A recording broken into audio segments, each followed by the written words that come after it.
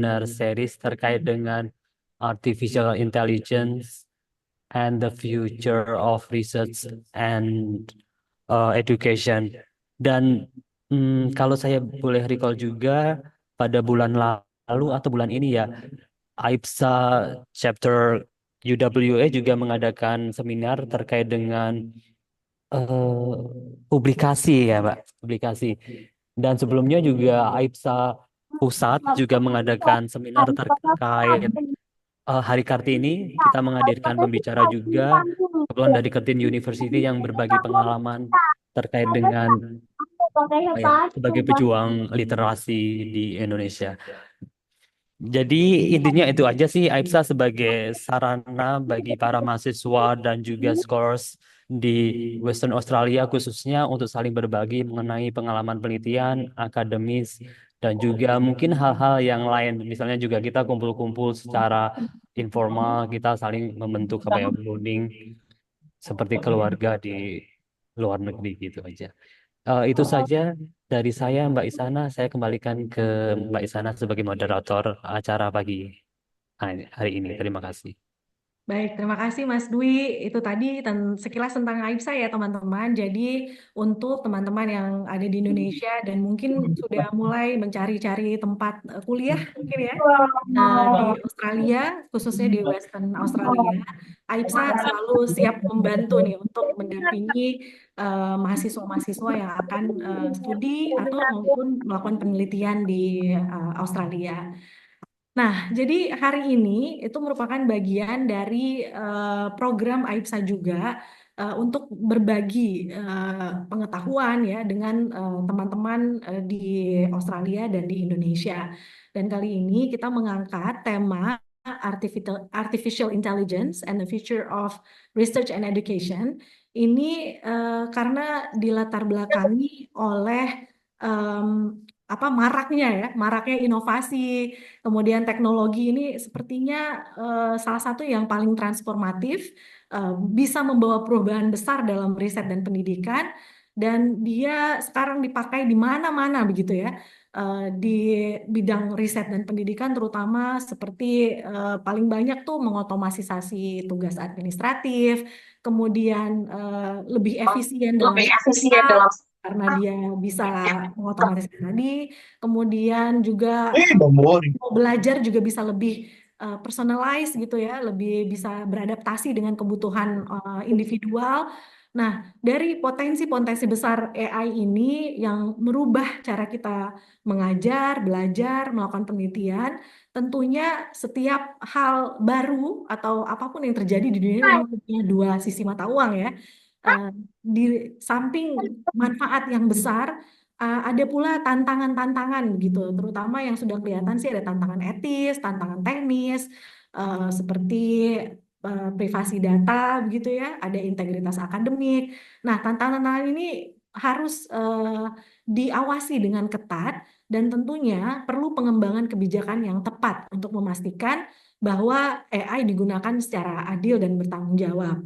Maka itu, pada hari ini kita mengundang tiga narasumber yang insya Allah bisa menyampaikan pandangan-pandangannya terkait hal-hal yang kita sebutkan tadi ya, potensi, tantangan, serta bagaimana peluang mengatur kebijakannya di bidang riset dan pendidikan. Di sini ada Dr. Yaniasi, STP MP. Ibu Yaniasi adalah peneliti dari Pusat Riset Sains Data dan Informasi Badan Riset dan Inovasi Nasional. Selamat pagi Ibu Yaniasi. Gimana kabarnya Ibu? Halo, selamat pagi Mbak Isana, Bapak Ibu Sehat ya semua. Bu? Alhamdulillah sehat-sehat. Alhamdulillah, terima kasih. Iya, ini di Indonesia lagi heboh Mpox nggak sih? Iya kan?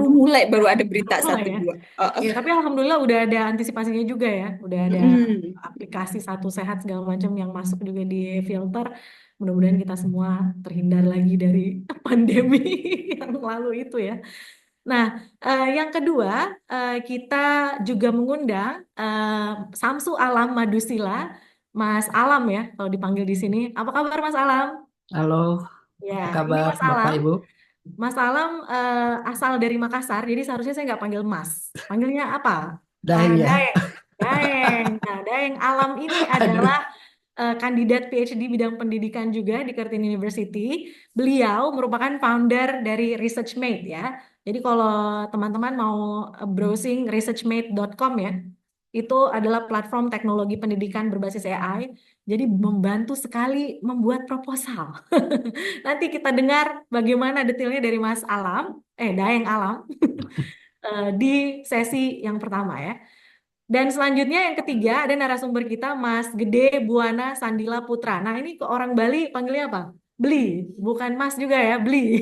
Beli Buana adalah seorang kandidat PhD bidang pendidikan di Curtin University juga. Fokus risetnya di eksplorasi dampak dan interaksi siswa dengan instrumen Gen AI di Indonesia. Jadi kayak ChatGPT gitu ya, Gen AI. Iya. Nah, coba Mas Buana kita kasih lihat dulu tampangnya kayak apa untuk spill tipis-tipis. Oke.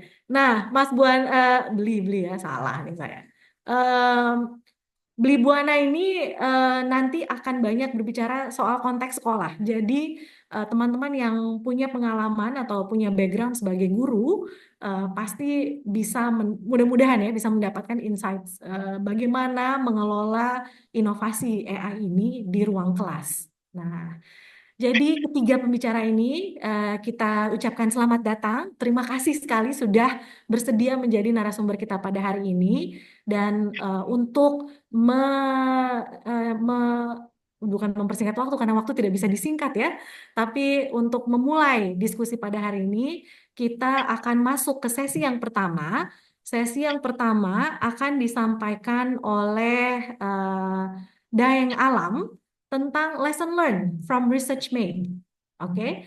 Nah, ini akan membahas pengalaman narasumber dalam mengembangkan platform riset dan pendidikan berbasis AI, antara lain potensi AI untuk riset dan pendidikan, bagaimana proses pengembangan platform AI, kemudian apa sih sebenarnya ada resiko tidak, tantangan apa yang dihadapi, kita akan dengar bersama dari Samsu Alam Madusila.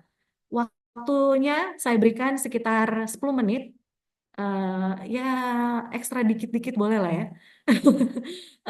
Nanti akan saya ingatkan ketika waktunya sudah hampir mendekati.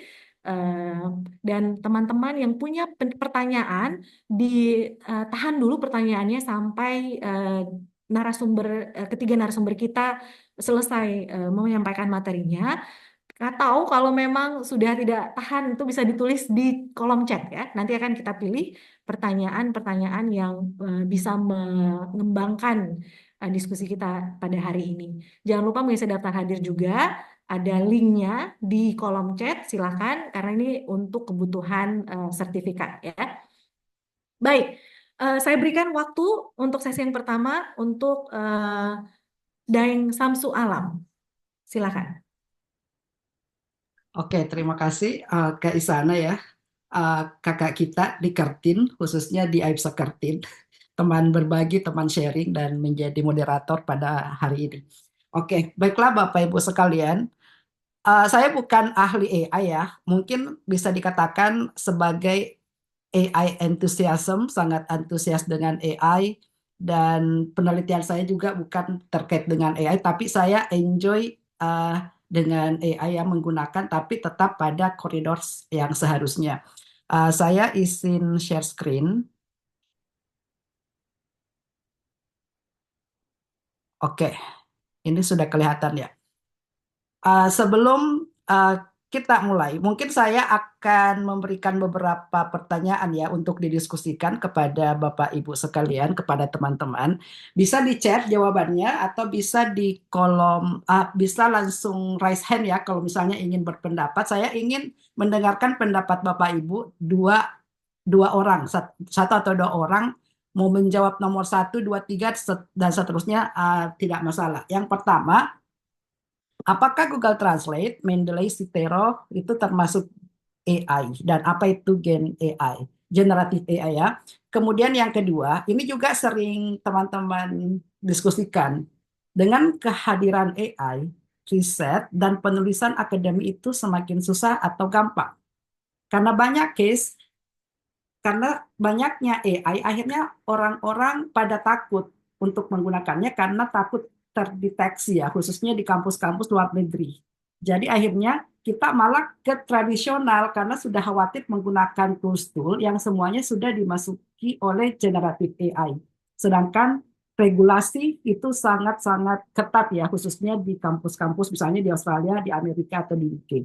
Nah, yang ketiga, bagaimana pendapat Bapak Ibu tentang lesson plan menggunakan AI? Nah, ini juga menjadi case ya, khususnya di Indonesia. Dan kemarin saya dengan uh, Ketua AIP Sakertin dan Mbak Nila, kita hadir di conference ya, Education Conference di Western Australia. Ini juga menjadi sebuah diskusi karena bukan hanya di Indonesia, tapi guru-guru di Australia ternyata juga banyak menggunakan AI untuk membuat lesson plan, membuat soal, dosen adat atau guru membuat soal dan siswa atau mahasiswa jawab soal dengan generative AI.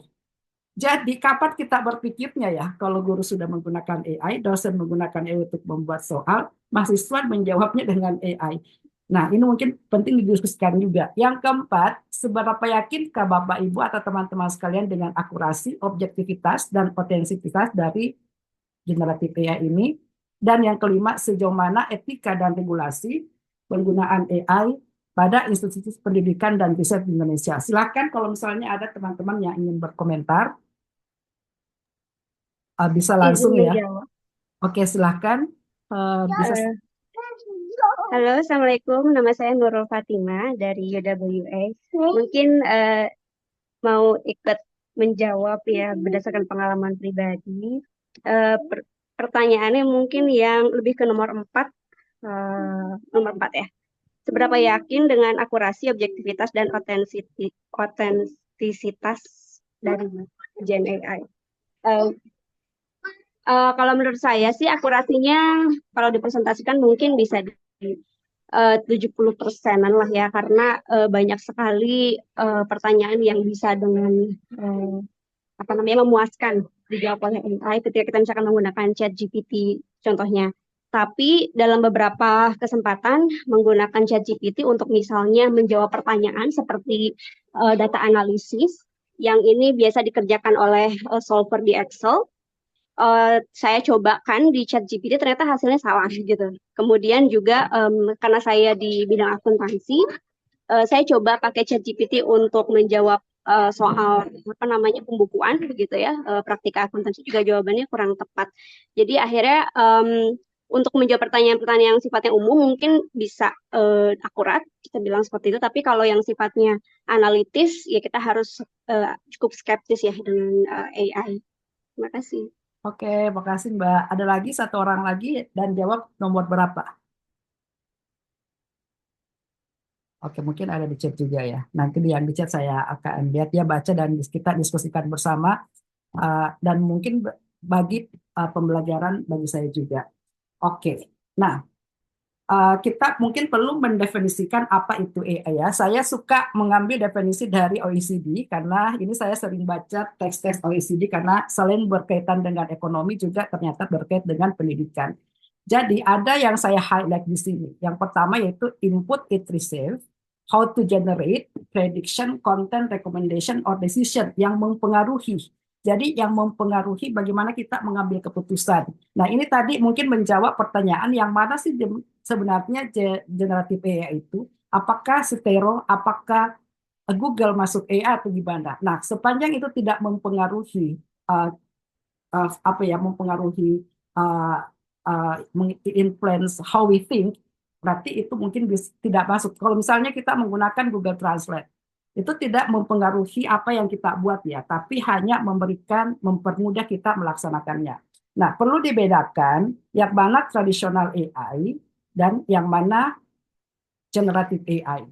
Kalau tradisional AI sendiri itu hanya it's not inventing or creating something new. Jadi menurut saya kalau Setero, Mendeley itu boleh-boleh saja karena dia tidak meng-creating something new. Jadi tanpa ada persetujuan dari manapun kita bisa saja menggunakan Mendeley ya. Sedangkan ChatGPT ini mengenerate something new karena dia selalu mendapatkan data baru untuk di-generate. Misalnya ChatGPT, konsensus, Microsoft Bing dan sebagainya.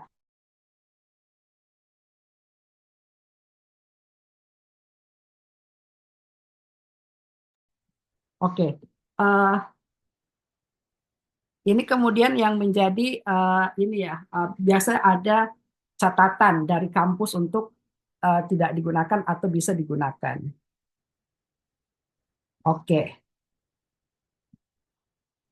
Oke, sekarang saya bertanya kepada teman-teman sekalian, ada yang bisa tebak 1 sampai 10 dari logo-logo berikut? Bisa di chat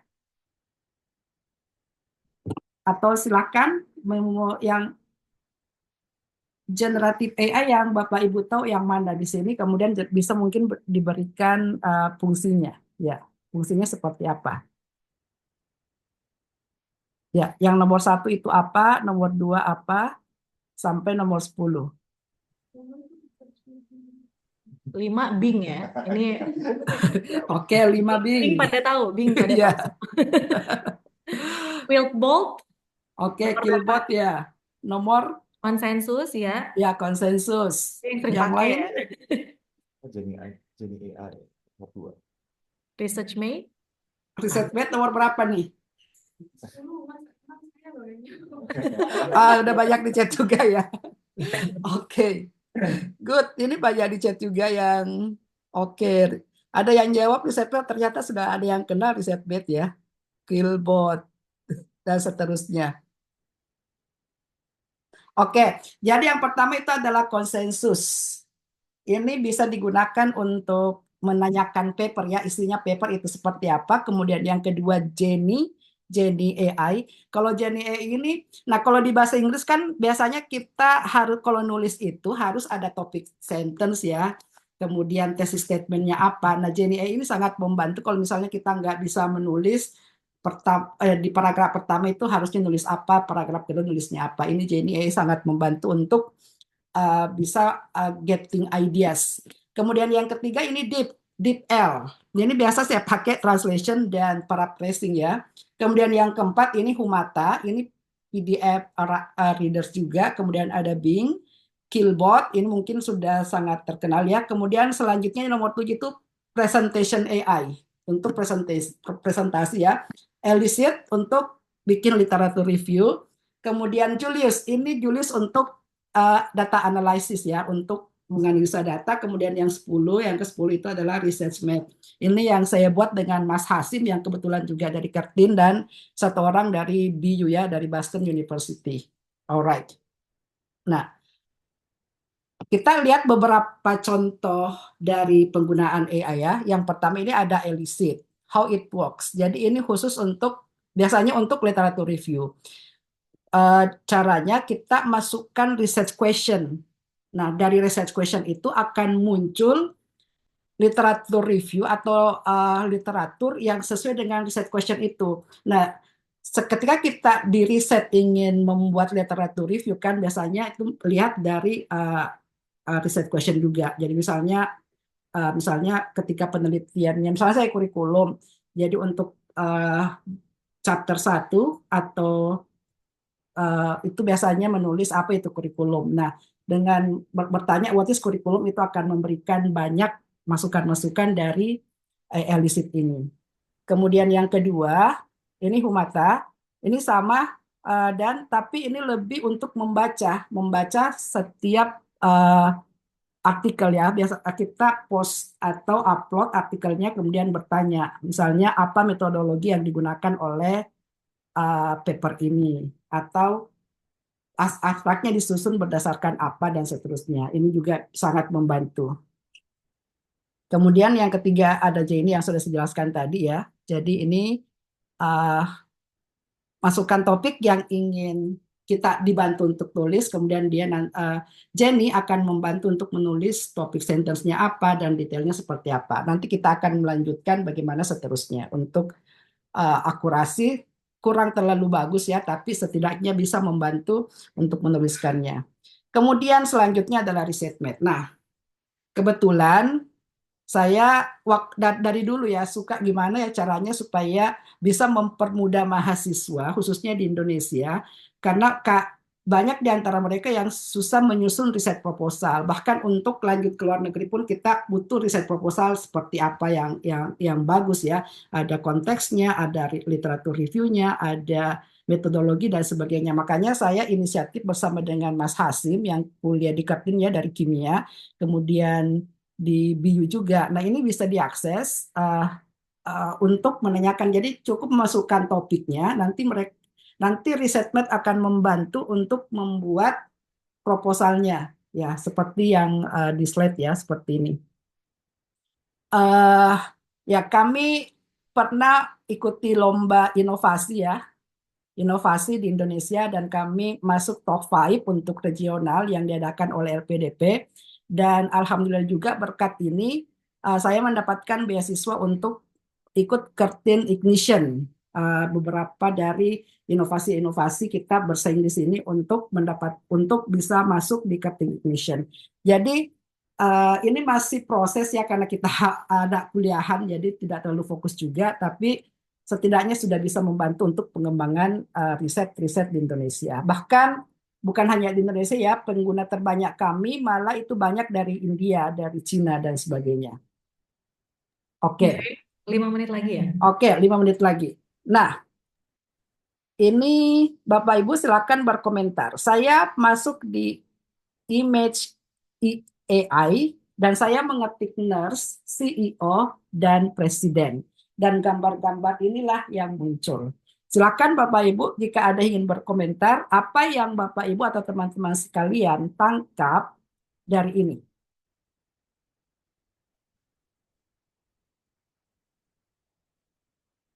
Oke, bisa dicek juga.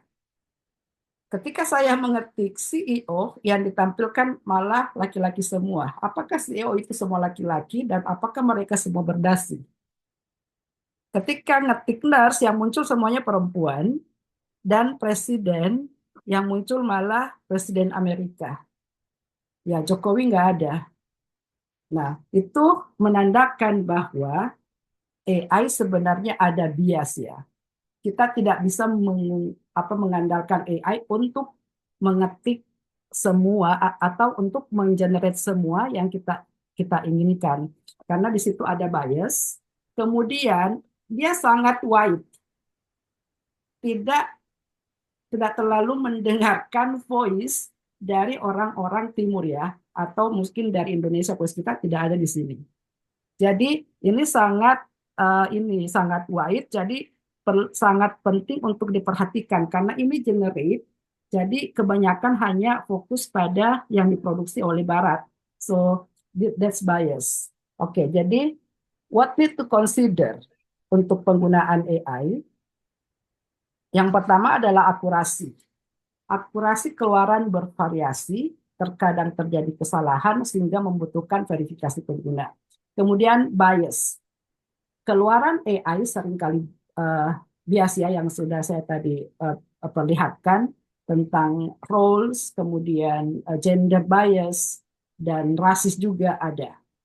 Selanjutnya copyright, hak cipta.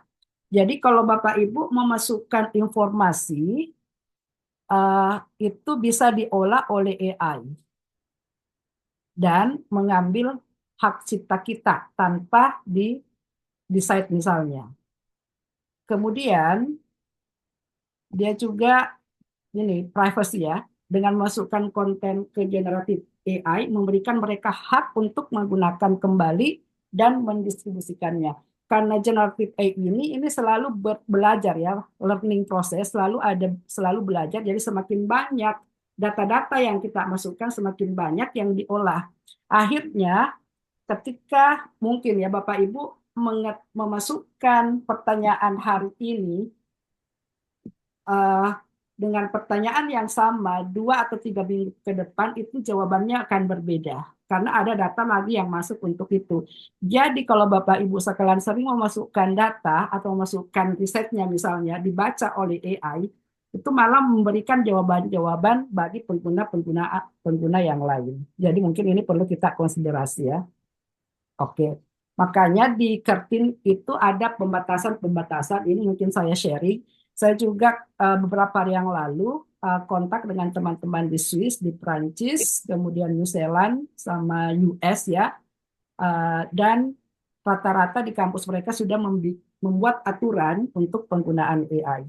Nah, di Katlin sendiri ada 3 kategori: generally allowed, jadi tidak apa-apa digunakan, kemudian require permission, kemudian ini tidak bisa digunakan sama sekali.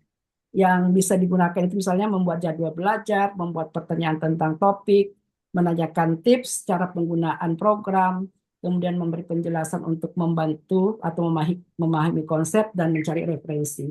Sedangkan yang require permission itu memberikan feedback atau penilaian tugas seperti submit, menemukan kesalahan dalam soal, perhitungan dan lain-lainnya, memeriksa coding, menemukan informasi tentang suatu topik. Nah, yang tidak bisa sama sekali adalah mengerjakan sebagian atau keseluruhan tugas tanpa persetujuan dari dosen. Ya, kalau yang S3 mungkin pembimbing. Parafrase atau menulis ulang keseluruhan atau sebagian tugas, upload konten unit dari mata kuliah ya, kemudian mengunggah konten berhak cipta, menjawab atau memeriksa pertanyaan, membuat presentasi, kemudian menerjemahkan tugas dari bahasa lain ke dalam bahasa Inggris. Oke, thank you. Saya kira cukup ya, Mbak Isana. Kemudian kalau misalnya ingin PDF-nya, PDF materi saya bisa dikirim ya, bisa Let's Connect, bisa kirim ke email atau bisa chat di IG dan sebagainya. Terima kasih, Mbak Isana. Baik, terima kasih Daeng Alam yang sudah menyampaikan ini ya pandangannya terhadap AI di riset terutama ya di riset. Nah, kalau tadi kita banyak berbicara tentang riset di konteks universitas ya. Kalau Daeng Alam sepertinya lebih ke situ ya ke perguruan tinggi, tugas mahasiswa lah ya. Nah, sekarang kita akan melihat perspektif yang sedikit berbeda dari pendidikan sekolah menengah pertama ya atau umum atas. Oke. Sekolah menengah atas. Jadi inovasi ini tidak terbatas pada peneliti dan pendidik atau mahasiswa di perguruan tinggi saja, tapi juga ternyata sudah mulai digunakan di sekolah-sekolah gitu. Nah, bagaimana peluangnya sebagai guru? Apakah ini akan masuk ke kurikulum? Bagaimana mengelaborasinya dengan bahan-bahan pelajaran di sekolah? Kita akan mendengar nanti disampaikan oleh narasumber kita yang kedua, Gede Buana Sandila. Buana ini sekarang kandidat PhD di Curtin University dari School of Education. Beliau menyelesaikan Bachelor of Science-nya di bidang Chemistry and Linguistics. Ini dua-dua ya berarti ya? Terlalu rajin nih kayaknya. Kemudian dia melanjutkan di program Master of Arts in Education Research di Nanyang Technological University di Singapura. Kemudian bekerja sebagai peneliti di bidang Science Education Research Projects di National Institute of Education Nanyang Technological University. Dan ternyata terpanggil pulang menjadi guru di Surabaya. Silakan beli Gede Buana untuk menyampaikan perspektifnya terkait AI untuk penggunaan di ruang kelas ya.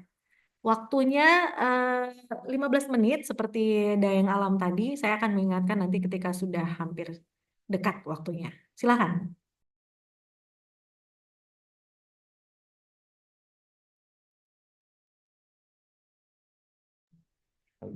Oke.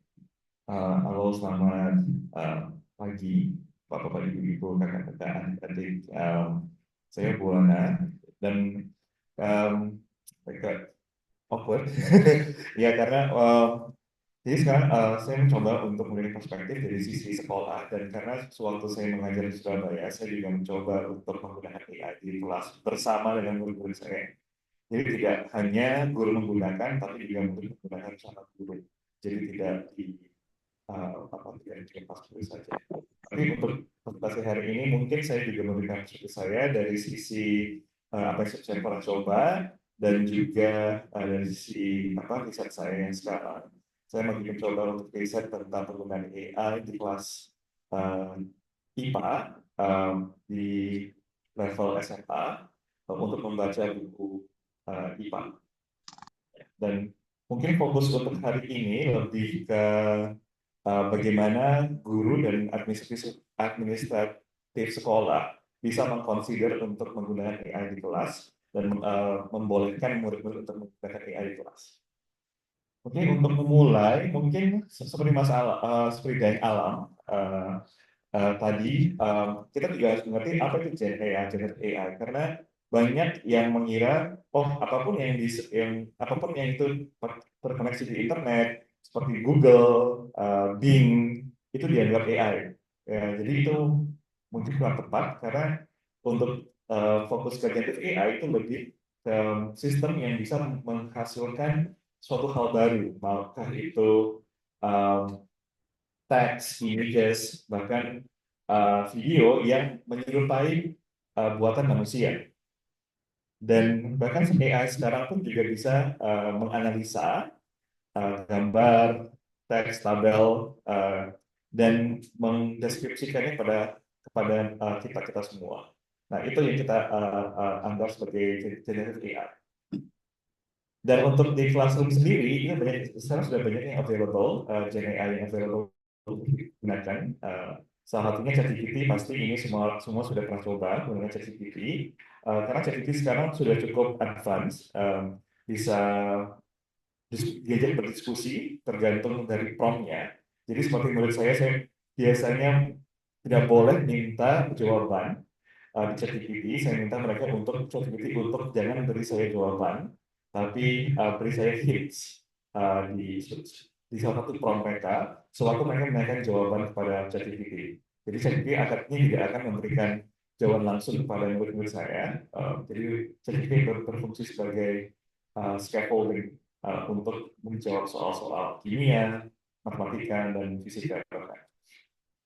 Nah, yang sekarang lagi naik daun ini Magic School. Magic School ini sebuah generative AI platform, bisa dicoba. Ini untuk guru dan murid juga. Jadi di Magic School ini guru-guru bahkan juga bisa dibantu untuk koreksi, bisa diajak berdiskusi untuk bikin lesson plan dan bikin soal-soal dan sejenisnya yang bisa disesuaikan dengan kemampuan murid-murid Bapak Ibu guru, dan bisa juga mengubah level teks yang diberikan. Jadi seandainya ada menurut Bapak Ibu guru itu teks yang terlalu susah untuk anak-anak dibaca, bisa diubah bahasanya untuk dipermudah. Dan mungkin Canva sama Breeze ini suatu yang juga mungkin sudah pernah dicoba, dan Canva lebih fokus ke image, dan Breeze itu lebih juga ke lesson planning dan sebagainya. Tapi yang lebih populer sekarang ChatGPT dan Magic School.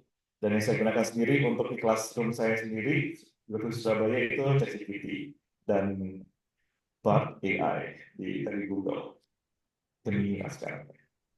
Nah, dengan adanya dengan adanya Gen AI tool ini, di Indonesia mungkin kita perlu sebuah regulasi atau guidelines bagaimana lebih baik penggunaan AI ini sendiri. Dan setahu saya, mungkin correct me if I'm wrong, mungkin di Indonesia belum ada sebuah framework yang untuk meng-guide guru dan bahkan sekolah untuk menggunakan AI. Di Australia sendiri, ini sekarang ada namanya Australian Framework for Generative AI in Schools. Jadi beberapa komunitas Departemen Pendidikan di Australia berkumpul dan mengeluarkan framework ini yang ada 6 pilar di sini, dari teaching and learning, human social being, transparency, fairness, accountability, sama privacy. Jadi dari 6 pilar ini yang meng-guide penggunaan AI di sekolah.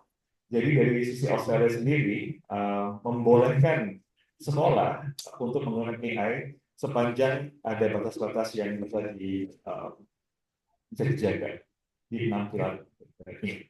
Seperti yang dari Alam sudah sebutkan tadi, pertama mereka juga tentang security. Jadi sewaktu kita mengupload materi, kata-kata, apapun itu ke dalam AI, itu privasi kita itu bisa compromise, dan beberapa sekolah itu menganjurkan untuk mematikan fitur sharing. Karena seperti di ChatGPT itu ada fitur sharing data, itu bisa dimatikan untuk melindungi data murid-murid, data kita semua di sekolah. Dan itu yang saya juga lakukan di sekolah untuk supaya datanya ini yang anak-anak kita tidak tahu anak-anak bakal takut apa ke ChatGPT, supaya data mereka tidak digunakan dengan untuk men-train AI model mereka. Jadi itu salah satu yang bisa dipastikan. Dan yang paling penting ini menurut saya dari semua ini adalah transparansi. Kalau sekolah bisa transparan, apa sih yang boleh digunakan, apa yang boleh dan tidak boleh digunakan dalam menggunakan AI, itu lebih baik, karena daripada kita mencoba untuk menghalangi siswa menggunakan AI, dengan AI di ban all together, lebih baik kita embrace bersama-sama dan menentukan batas-batasan apa yang boleh dan tidak boleh di sekolah. Jadi itu lebih fair juga anak-anak, dan kita juga maunya ke depannya mungkin Indonesia Emas 2045 ya. Itu kita juga bisa embrace teknologi untuk anak-anak kita juga. Untuk hari ini mungkin saya fokusnya ke bagian teaching and learning, karena inilah yang saya fokus untuk di riset saya sendiri. For teaching and learning, di sini ada 6 poin yang difokuskan di Australian Framework ini. Jadi ada 6 poin. Yang pertama, penggunaan AI itu untuk teaching and learning tentunya. Nah, di sini AI itu student dan teachers, jadi murid dan guru-guru itu silakan menggunakan AI untuk mempersonalize learning murid-murid. Jadi kita mengerti kalau satu guru mungkin bisa ada 20 murid, bahkan saya tahu juga ada yang bisa 40 murid dalam kelas. Dan kita tahu juga sebagai guru kita tidak bisa membelah diri seperti Amuba dan memberikan guidance di dalam kelas untuk per anak. Jadi seandainya dengan adanya agen AI ini, kita bisa mendapatkan support dari AI untuk membantu murid-murid yang kesusahan misalnya. Dan suatu kita sebagai guru tidak bisa berada di sisi mereka. Begitu. Jadi di kelas mungkin saya sharing di classroom saya sendiri, kadang-kadang saya minta group work, ada 5 grup misalnya, saya harus bergilir untuk membantu murid-murid saya, dan ketika saya tidak berada di satu grup, saya membolehkan mereka menggunakan AI. Ya, jadi daripada tidak ada bantuan sama sekali, lebih baik menggunakan bantuan dari AI tersebut. Gitu. Dan AI juga boleh digunakan untuk, terutama kita sebagai guru sering sekali diminta untuk bikin RPP, bikin ini, itu, event sama sekolah. Jadi daripada kita berpikir sendiri, lebih baik kita bisa brainstorm juga bersama AI untuk terutama menghandle administrativitas yang seringkali itu repetitif. Jadi sebagai guru kita sudah submit RPP misalnya, tapi diminta lagi. Pengalaman pribadi juga, jadi dengan menggunakan AI kita bisa automate itu, mengganti beberapa kata misalnya sesuai dengan apa yang kita lakukan di kelas misalnya. Untuk poin kedua itu untuk engage students to learn about AI. Nah, di sini penting kenapa kita juga tidak hanya mengajarkan student atau murid tentang menggunakan AI, tapi juga tentang AI tersebut. Jadi kok bisa ya AI menghasilkan teks ini? Kok bisa ya AI menggunakan image ini? Nah, seperti yang Alam tadi sebutkan juga tentang bias di AI, itu kita bisa ajarkan kalau AI ini menggunakan data-data yang banyak dari luar sana, terutama mungkin dari negara barat. Jadi result yang dikeluarkan itu mungkin tidak sesuai dengan norma-norma kita di Indonesia. Jadi mungkin untuk materi bahasa Indonesia misalnya, atau sejarah, mungkin itu dari perspektif barat, yang mungkin bisa bertentangan dengan norma kita. Jadi kita juga harus mewanti-wanti murid-murid mungkin, dan ini ada kemungkinan bias, jadi harus lebih kritis untuk membaca output dari ChatGPT atau GenAI tersebut.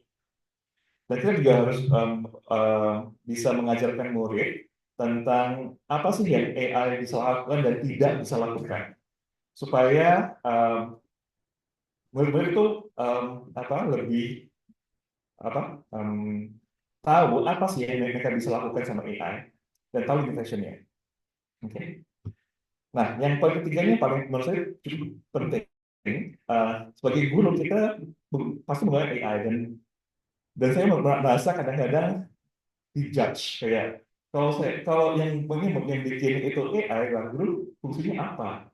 Itu mungkin yang sebagai guru kadang-kadang saya juga battle dengan that kind of thinking. Ya, iya ya, kalau ada AI guru buat apa? Nah ini yang harus kita luruskan. Jadi teachers itu should not be judged for using AI. Ingat, AI itu hanya membantu kita. Jadi at the end of the day, kita yang decide kita apakah kita bakal pakai output itu atau tidak. Jadi para guru jangan takut menggunakan AI, jadi ini takut dijudge, terutama, aduh saya pakai AI, saya ini tidak pintar atau tidak punya expertise. Tapi ingat, kalau kita yang at the end of the day yang make the decision untuk menggunakan output dari ChatGPT misalnya. Jadi seperti itu. Yang keempat, nah ini critical thinking. Nah, kebanyakan AI digunakan hanya untuk menjawab soal sama anak-anak biasanya, tapi kita sebagai guru mungkin bisa menggunakan ini untuk support untuk discussion. Jadi saya sempat mengajar tentang penelitian juga di SMA tentang research project. Jadi suatu murid saya bertanya, saya tanya balik, coba diskusi sama AI dulu. Menurut mereka apa? Bisa nggak diskusi dengan AI? Karena soal itu ceritanya tentang dance, tentang efek tarian tradisional kepada tarian modern. Saya sebagai guru kimia, saya tidak bisa menjawab itu lah apa. Ya walaupun riset menarik, saya tidak bisa menjawab itu. Saya sarankan coba diskusi sama AI, bisa nggak menjawab, apakah jawabannya bisa relevan atau tidak. Jadi hal-hal di sini yang bisa AI bisa mengisi expertise yang gurunya tidak punya. Gitu. Jadi tidak hanya untuk begitu ya, tapi juga bisa tempat untuk kolaborasi dan berdiskusi. Nah, untuk poin 5, ini yang saya terapkan di kelas. Saat ini saya memberikan tugas dan saya membolehkan pakai AI, tapi saya juga memberikan guideline apa sih yang boleh dilakukan sama AI, apa yang nggak boleh. Jadi saya membolehkan murid untuk diskusi dan memberikan screenshot kepada saya. Ini yang saya tanya ke AI dan saya gunakan cuma untuk berdiskusi, bukan untuk menulis. Karena menurut saya untuk diskusi tidak apa-apa, tapi kalau menulis nanti itu apa-apa. Jadi lebih baik kita membolehkan dengan batasan dan rules yang kita set sendiri. Jadi lebih transparan, dan kita tahu anak-anak pakai AI buat apa. Jadi hasil screenshot from mereka. Yang terakhir ini untuk penggunaan ethically. Nah, mungkin kita jangan berhenti untuk mengingatkan anak-anak. Yes, kita boleh pakai AI, tapi jangan lupa kita pakainya sebagai yang beretika. Jadi kita sebisa mungkin mengingatkan anak-anak untuk ingat AI itu untuk membantu, bukan untuk mengerjakan. Jadi berpikirlah kalau yang mirip AI, kapan mau belajarnya. Jadi saya selalu ngomong kita ke anak-anak, AI boleh buat menjawab, tapi artinya kamu harus mengerti jawaban itu ini datang dari mana. Analisa semua apa yang dibilang sama AI. Seperti salah satu contoh, menurut saya menanyakan tentang kimia di AI, dan tiba-tiba dia mikir, kok jawabannya begini, dan tanya ke saya, Pak, ini kok jawaban AI kayak begini ya? Saya nggak ngerti ada bagian ini.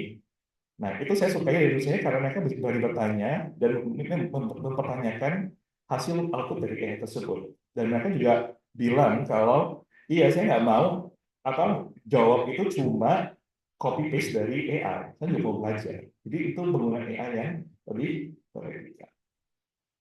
Nah, inilah dari 6 poin-poin yang bisa kita belajar dari framework di Australia.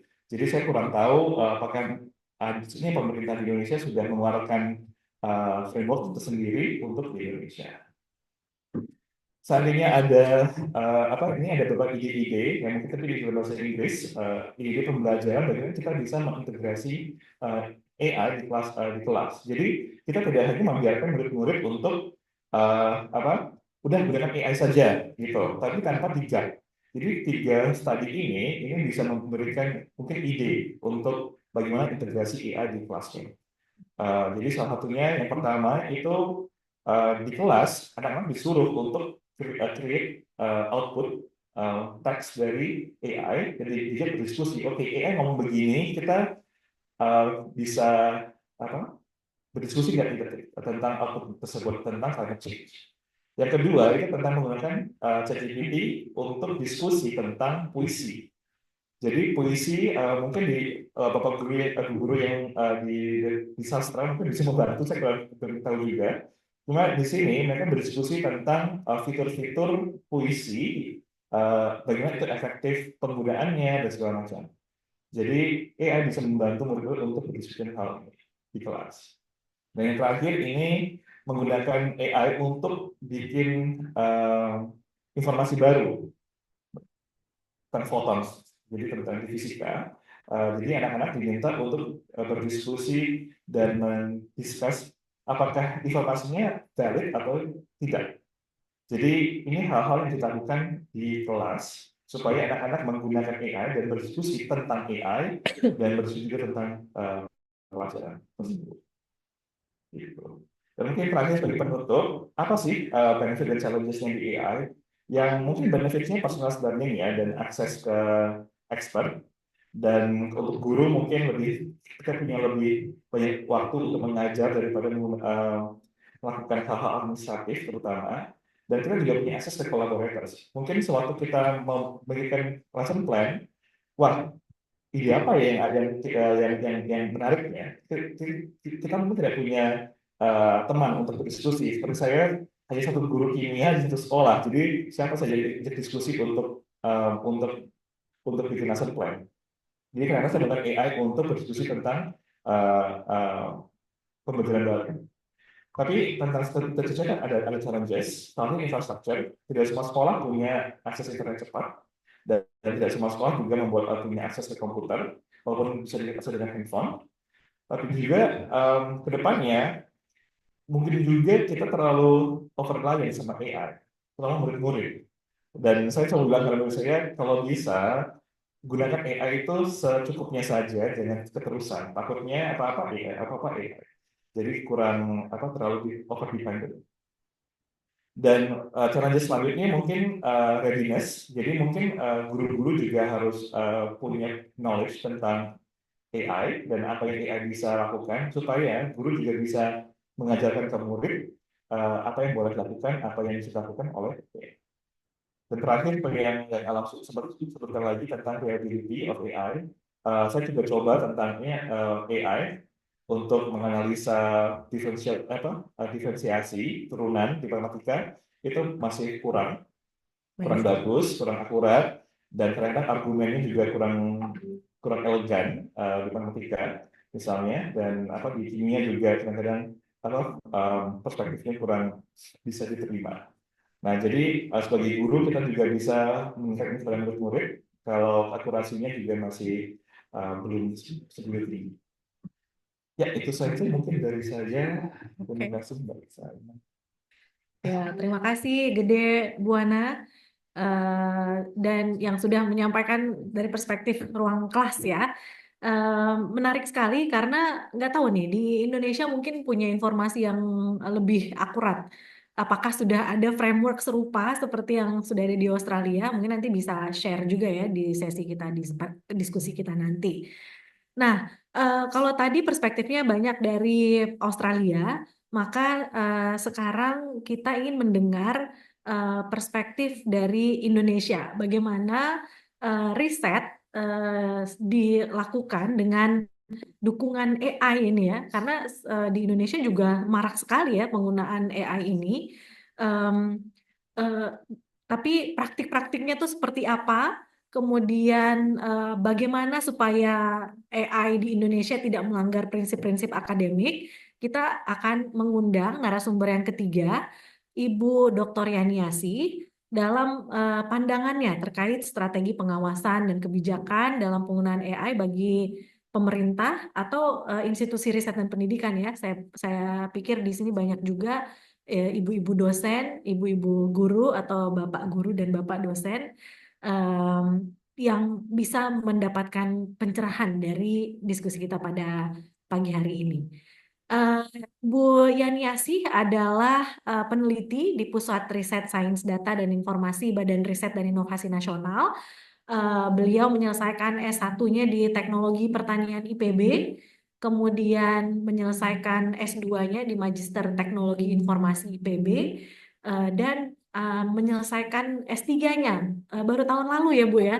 Jadi ini sangat fresh di ilmu komputer UI. Beliau juga sudah mempublikasikan banyak artikel di publikasi-publikasi ilmiah baik internasional dan nasional. Maka silakan kami persilakan Ibu Yaniasi untuk menyampaikan pandangannya juga nih terkait AI terutama dalam konteks riset di Indonesia ya. Saya beri waktunya 15 menit, silakan Ibu Yaniasi. Baik, terima kasih Mbak Isana. Selamat siang Bapak dan Ibu semuanya. Izin share screen saya udah kelihatan belum ya?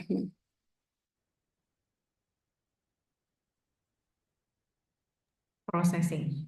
Iya, iya mohon maaf. Jadi eh, pertama mungkin saya mengenalkan diri dulu ya sambil menunggu layarnya muncul. Jadi tadi terima kasih sudah dikenalkan. Jadi nama saya Yani. Jadi saya saat ini saya tinggalnya di Bogor. Mungkin kalau Bapak Ibu ada yang asli orang Bogor atau tinggal di Bogor gitu ya. Jadi saya tinggal di Bogor, bekerja di Badan Riset dan Inovasi Nasional. Seperti itu ya. Ini mungkin sedikit pengenalan dari saya. Jadi kalau untuk riset, bidang riset saya itu adalah lebih ke natural language processing. Jadi saya banyak memproses bahasa gitu ya. Tentu saja dengan saat ini tentu dengan metode artificial intelligence gitu ya. Khususnya untuk kalau saya, jadi biasanya kalau di pusat riset kami itu banyak expert. Kalau ke saya lebih banyak memproses data-data ilmiah dan tulisan-tulisan di jurnal ilmiah. Seperti itu ya. Nah, jadi tadi saya ke bagian yang ketiga nih. Tadi saya udah mendengarkan tadi Daeng Alam ya, sama Beli Putra mungkin ya. Jadi tentang bagaimana AI untuk pendidikan, khususnya mungkin di perguruan tinggi ataupun di sekolah gitu ya. Nah, bagaimana untuk riset? Jadi ini mungkin saya sedikit berbagi pengalaman saya di BRIN maupun saya banyak gini ya apa belajar bersama gitu ya dengan teman-teman di universitas. Seperti itu, bagaimana kita memanfaatkan AI gitu ya untuk riset gitu. Nah, ini saya mulai dari sini. Jadi kalau kita ngomongin riset, pasti kita ngobrolinnya adalah siklus dari sebuah proses riset gitu ya. Jadi kita awalnya kita mencari topik, mereview, mengumpulkan data, eksperimen, dan penulisan. Jadi pekerjaan sehari-hari di bidang riset itu adalah sebenarnya ya muter-muter di sini gitu ya. Nah, dari setiap tahapan ini, untuk saat ini gitu ya, kami di BRIN maupun di mungkin saya lihat secara umum ya di universitas di Indonesia, akademisi, peneliti maupun mahasiswa itu sangat antusias mungkin gitu dengan keberadaan AI yang sekarang ini. Jadi dalam setiap tahapan riset itu memang tersedia gitu ya tools-tools yang bisa kita gunakan untuk mensupport yang sekarang memang teknologinya berbasis AI. Jadi misalnya kalau untuk penentuan masalah di awal gitu ya, itu banyak dari kami tentu menggunakan beberapa Gen AI gitu ya, seperti ChatGPT untuk nyari apa sih yang lagi tren gitu ya. Kalau misalnya saya mau riset topik ini, apa yang harus dikerjakan misalnya kayak gitu. Bagusnya ke arah mana? Jadi dari proses awal ketika proses penentuan topik atau masalah itu banyak gitu ya yang menggunakan ChatGPT misalnya yang sekarang banyak atau mungkin pakai Gemini gitu ya. Jadi untuk mencari ide awal gitu. Nah, yang kedua dalam tahapan literatur review. Jadi di saya pribadi gitu ya, riset saya sebenarnya lebih ke proses ini. Jadi bagaimana penelitian-penelitian saya dan teman-teman itu kita bagaimana memproses literatur gitu ya, artikel ilmiah untuk bisa digunakan dalam berbagai pemanfaatan gitu ya. Jadi misalnya ketika menggunakan AI kita untuk searching personalization atau untuk mencari rekomendasi referensi gitu ya. Itu banyak sekali aplikasi yang sekarang digunakan. Ini saya buat listnya aja. Nah, khusus yang kayak Site.ai. Jadi penelitian saya itu sebenarnya untuk yang disertasi, karena saya baru selesai. Disertasi saya itu mirip banget dengan yang ini. Jadi saya melakukan proses klasifikasi, sitasi gitu ya, untuk mengetahui bagaimana sebenarnya suatu artikel itu benar-benar disitir atau tidak gitu ya, benar-benar dimanfaatkan atau tidak, tapi dengan pendekatan menggunakan AI. Nah, kemudian untuk parsing dan segalanya ya. Jadi banyak sebenarnya memang aplikasi yang sekarang dipakai gitu. Dan saya pribadi sebenarnya bukan orang yang terlalu antusias sih dengan AI. Jadi saya orangnya agak kuno mungkin ya. Saya lebih suka yang manual gitu ya untuk melakukan sesuatu karena lebih yakin gitu dengan hasilnya. Nah, biasanya saya tahu beberapa aplikasi itu seringnya adalah dari teman atau dari mahasiswa yang kontak saya, Bu, ada AI baru nih gitu kan. Cepet banget ya, kan tiap minggu ada yang baru, tiap bulan ada yang baru. Dan mereka suka kontak, Bu, ada yang baru, Bu, coba dievaluasi. Jadi saya itu ketiban tuh ya. Jadi saya kebagian gitu ya untuk kalau ada AI baru itu coba Ibu coba gimana gimana gitu ya. Jadi saya suka suka dikasih tahu. Nah, saya baru nyoba. Nah, biasanya saya nyoba ketika AI baru itu saya suka bandingkan hasil saya melakukan analisis secara manual dengan yang dia kasih gitu ya. Misalnya kayak mungkin Bapak Ibu pernah tahu yang ini belum ya, yang bagian yang di atas ya, yang Research Rabbits atau Connected Paper. Eh, Mungkin bulan lalu ya saya diundang oleh Pascasarjana IPB gitu ya untuk menganalisis ini riset Rabbit sama Connected Paper. Jadi begitu saya bandingkan gitu, saya setuju tadi ya di awal ada Bu Nurul atau siapa tuh yang menyatakan bahwa akurasinya itu masih di angka 70-80%. Jadi kalau kita Research Rabbit Connected Paper itu kan analisis sitasi ya menggunakan jaringan network, citation network gitu.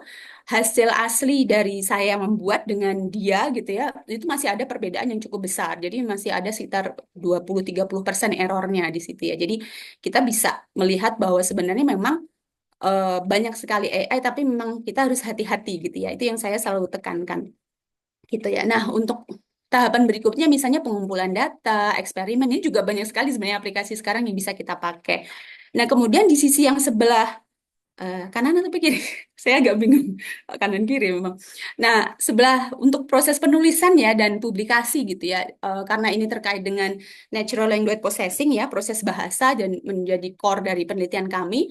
Jadi saya juga banyak menganalisis AI yang digunakan untuk parafrase misalnya ya, untuk penerjemahan, editor atau generated teks yang baru gitu ya, atau journal finder atau plagiarism gitu ya, mungkin sekarang juga banyak yang muncul gitu. Tadi mungkin yang agak menarik adalah dari Daeng Alam ya, yang waktu menyampaikan peraturan di Kertin Yuni yang not allowed itu salah satunya adalah tidak boleh menggunakan generated AI untuk parafrase atau apa. Nah, itu mungkin agak beda itu konteksnya dengan di Indonesia.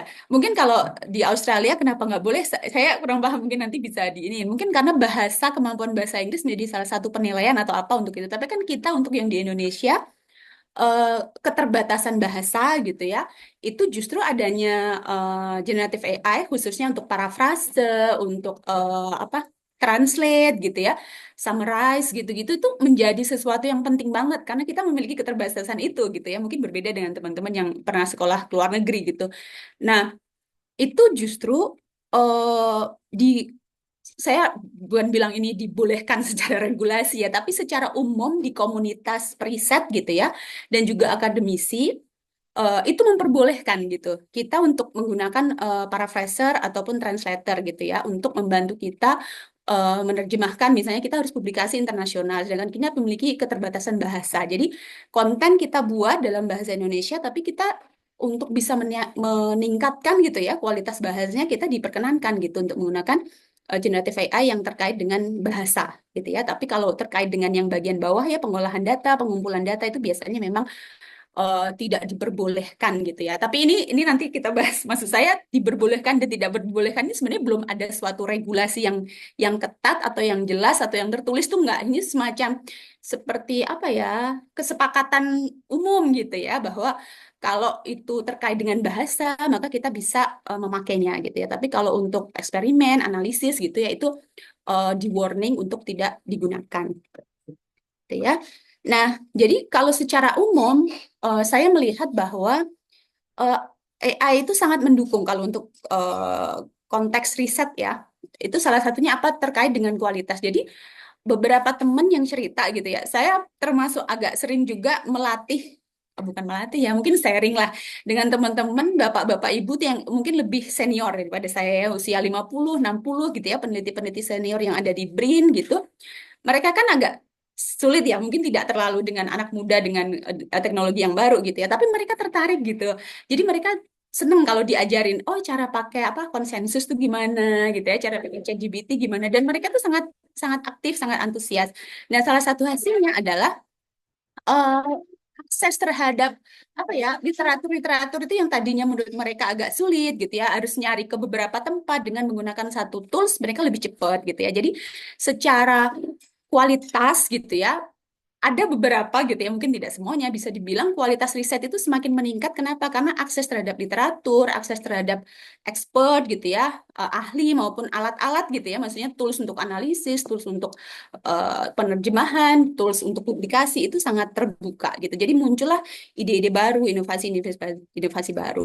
Nah, yang kedua itu adalah terkait dengan efisiensi dan produktivitas. Jadi ada beberapa peneliti gitu ya yang bisa produktif sekali gitu di era AI ini ya. Jadi dia bisa menghasilkan banyak gitu ya. Walaupun pas saya cerita, pas beliau bercerita, Mbak Yani saya bisa loh bikin paper berapa bulan gitu dapatnya. Saya juga gimana gitu ya. Saya tanya ya gimana prosesnya. Saya sering warning apa ya, menyampaikan kepada beliau bahwa jangan terlalu apa ya, maksudnya gini, agak mencurigakan kalau ada orang yang bisa produksi paper sangat banyak dalam 1 tahun ya, walaupun itu bikin kita wow gitu ya, tapi kan secara logika kayaknya nggak logis gitu ya. Jadi harus sangat hati-hati gitu. Apakah memang dia menggunakan AI itu sebatas sampai di mana gitu untuk bisa memproduksi secara cepat gitu. Walaupun memang secara kalkulasi ya iyalah, kalau kita tadinya misalnya ya kita di tahapan literatur review aja kalau kita lakukan secara manual mungkin butuh waktu berbulan-bulan gitu ya. Tapi dengan bantuan AI mungkin sebulan gitu kita bisa selesai gitu melakukan literatur review. Jadi secara produktivitas bisa meningkat dan lebih efisien gitu ya secara waktu. Nah, yang ketiga yang juga saya lihat adalah banyak keahlian individu tuh yang tumbuh tidak harus apa ya, bergantung gitu ya kepada lembaga. Jadi mungkin ini sebenarnya konteks di beberapa lembaga riset ya, bahwa regulasi, birokrasi, apalagi kalau kita kan kami ya PNS gitu ya, itu kan banyak sekali regulasi, aturan dan kawan-kawan yang kadang-kadang bukan menghalangi ya, menjadi tantangan lah untuk individu-individu ini bisa cepat berkembang, bisa cepat maju gitu ya. Tapi dengan adanya AI gitu, kita bisa gitu ya, individu-individu itu untuk mendapatkan personalisasi gitu terkait dengan keahlian dia seperti apa, harus bagaimana pengembangannya gitu ya. Tidak harus tergantung kepada misalnya alat-alat atau misalnya dana gitu ya yang ada di lembaga. Jadi itu sangat sangat terbuka. Nah, tapi ada tantangan di sini. Jadi mungkin sama dengan di universitas ya. Jadi kita ada namanya integritas akademik ya yang harus kita kita junjung gitu ya. Tapi eh, ada memang scientific misconduct-nya yang terjadi gitu ya. Yang pertama yang saya amati adalah kecurangan. Kecurangan tuh gini. Jadi menggunakan AI tapi tidak terbuka maksudnya ya. Jadi kalau kita kita kan kalau misalnya submit gitu ya artikel ilmiah ya misalnya ya ke beberapa penerbit kan kita dikasih eh ini ya pernyataan gitu ya untuk kita membuat pernyataan bahwa artikel ini itu dibuat dengan bantuan AI atau tidak, atau kalau dengan bantuan AI itu sampai sejauh mana dan AI apa yang digunakan, itu kan pernyataan kejujuran ya. Kita maksudnya oh saya dibantu, misalnya saya dibantu dengan menggunakan apa misalnya ya Sciencebase gitu ya untuk proses pencarian literatur, atau pakai Quillbot gitu ya untuk paraphrase gitu ya. Tapi kadang orang menyembunyikan itu gitu, tidak berani terbuka gitu untuk menyampaikan bahwa dia menggunakan sesuatu, dibantu oleh sesuatu seperti itu. Jadi tidak tidak terbuka dalam penggunaannya. Kemudian yang kedua, sebenarnya istilah ghosting atau mungkin kalau istilah Indonesianya joki kali ya.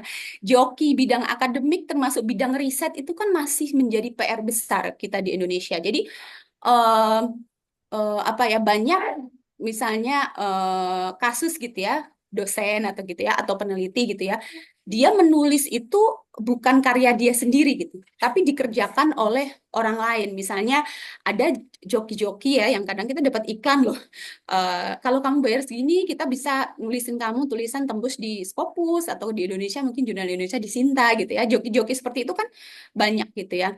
Nah, dengan menggunakan AI itu kan sebenarnya agak-agak mirip gitu ya sebenarnya, kalau apa yang dikerjakan dalam proses riset itu bukan penelitinya sendiri gitu. Misalnya ada suatu artikel yang dia tulis, seperti yang saya contohkan tadi, ada orang yang sangat produktif sekali. Nah, pas ditanya, ternyata banyak sekali tahapan-tahapan riset itu yang dia tidak kerjakan sendiri gitu, tapi dikerjakan oleh oleh AI gitu ya. Nah, itu kan sebenarnya bagian dari bisa dibilang itu sebenarnya joki AI di situ, itu pihak lain yang mengerjakan tugas itu gitu. Karena proses analisis itu kan harusnya manusianya gitu ya. Tapi kalau tadi ya kesepakatan yang umum berlaku di antara periset ya, kalau bahasa oke lah di paraphrase, tapi kan kamu duluan harus menganalisisnya dulu kan. Kamu harus punya punya konsepnya dulu. Dia hanya tinggal menerjemahkan misalnya kayak gitu. Itu oke gitu ya. Jadi joki atau ghosting AI itu juga berkembang sangat pesat, termasuk fabrikasi. Jadi eh, datanya gitu ya, dalam proses pengumpulan data gitu ya, dengan era yang sekarang gitu, itu tuh menjadi PR juga, karena ini mungkin terkait dengan ini juga ya, kalau kalau kami di BRIN, karena BRIN ini lembaga baru, saya kurang tahu Bapak Ibu mengikuti atau tidak. Jadi kalau di BRIN ini kami lembaga baru, itu adalah gabungan dari banyak sekali instansi ya, seperti LIPI, BPPT, Batan, kementerian-kementerian itu. eh, Dana itu sangat terbatas untuk kita melakukan riset primer, termasuk misalnya untuk eksplorasi gitu ya, kalau untuk teman-teman yang bidang hayati, lingkungan gitu ya, ataupun sosial untuk lapangan gitu ya. Sedangkan kalau saya mungkin agak untung karena saya kan tidak banyak memerlukan data primer gitu ya. Nah, karena keterbatasan data-data primer tadi, dana untuk itu, jadi akhirnya ada kasus yang dia memfabrikasi, menciptakan data baru gitu. Dan kita sebenarnya bisa apa ya, AI itu membantu kadang gitu. Kita bisa sebenarnya minta AI untuk buatin data apa, buat gitu-gitu ya. Tapi itu kan tidak tidak benar gitu ya secara etika. Nah, yang keempat itu adalah tentu plagiarisme gitu ya. Jadi kasus-kasus apa plagiarisme itu, karena saya sih lebih memikirkan atau berbaik sangka bahwa itu lebih karena ketidaktahuan ya. Jadi kalau kita supaya kita tidak plagiarisme kan kita harus memberikan kredit gitu ya kepada orang gitu ya. Nah, kadang-kadang karena dia tidak membaca literatur aslinya gitu ya, karena dia minta misalnya kita minta ChatGPT untuk merangkum suatu konsep atau topik. ChatGPT kan tidak memberikan referensi ya. Dia sangat terbatas. Mungkin beberapa kayak Elicit itu ada referensi yang dia masukkan gitu ya. Tapi kadang-kadang karena tidak memakai itu, sehingga dia dia dia kutip gitu ya suatu pemikiran orang atau hasil riset orang, tapi tidak diberikan kredit gitu ya. Jadi itu jatuhnya kepada plagiarisme. Itu juga juga banyak muncul. Nah, eh, pencegahannya apa kalau dari pemikiran saya gitu ya. Jadi memang kita harus membangun literasinya ya, literasi AI dan integritas itu di semuanya gitu ya, baik dosen, mahasiswa, peneliti, staf-stafnya juga gitu ya.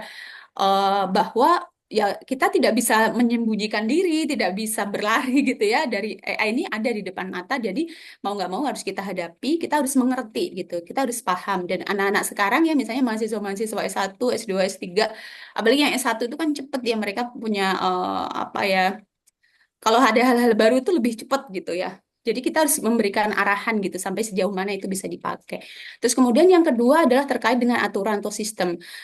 Oh, betul tadi ya. Mungkin tadi Beli Putra bilang itu kan untuk sekolah. Saya nggak terlalu paham untuk bidang sekolah, tapi di bidang tingkat universitas gitu ya, dan juga mungkin kami di bidang riset, di lembaga riset itu juga belum ada aturan tertulis yang jelas sekali gitu ya, yang bisa kita jadikan panduan ketika kita menggunakan AI itu seperti apa gitu ya. Karena sebagian besar ya itu tadi, kita hanya obrol-obrolan kayaknya kalau gini boleh deh, kalau itu nggak boleh gitu ya. Jadi lebih apa ya, nurani sendiri gitu yang dipakai. Oh, kayaknya saya pakai ini boleh, nanti kalau udah sampai itu kayaknya itu udah mulai melanggar gitu ya. Tapi tidak ada aturan yang jelas gitu ya, yang bisa dijadikan ini kan untuk sampai saat ini.